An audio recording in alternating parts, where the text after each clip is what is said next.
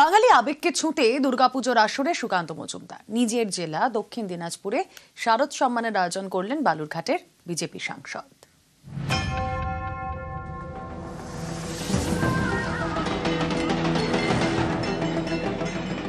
বছর ঘুরলেই রাজ্যে বিধানসভা ভোট, বাংলার মন জিততে নজর বাঙালি আবেগে।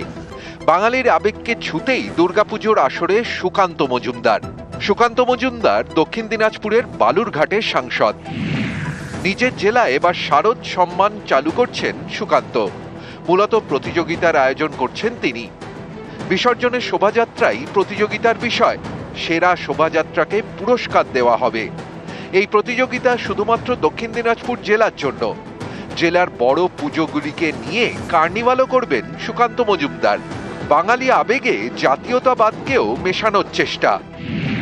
প্রতিযোগিতার শর্ত হল শোভাযাত্রার সাজসজ্জায় এমন কিছু তুলে ধরতে হবে যাতে দেশাত্মবোধ জেগে ওঠে। যেভাবে বাঙালি সংস্কৃতি হাজার বছর ধরে তৈরি হয়েছে, সেই সংস্কৃতিকে যারা সামনে থেকে শোকেস করবে, যারা দেখাবে, যারা সেটাকে উদযাপন করবে, তাদেরকে আমরা আর্থিক পুরস্কার ঘোষণা করেছি। জেলার কেন্দ্র যেহেতু বালুরঘাট, সেহেতু সেখানে 3টে পুজো কমিটিকে আমরা বেছে নেব। ফার্স্ট প্রাইজ 3 লাখ টাকা, সেকেন্ড প্রাইজ 2 লাখ টাকা এবং থার্ড প্রাইজ 1 লাখ টাকা। এর সাথে আরো 10টি পুজো কমিটিকে আমরা বিশেষ পুরস্কার দেব।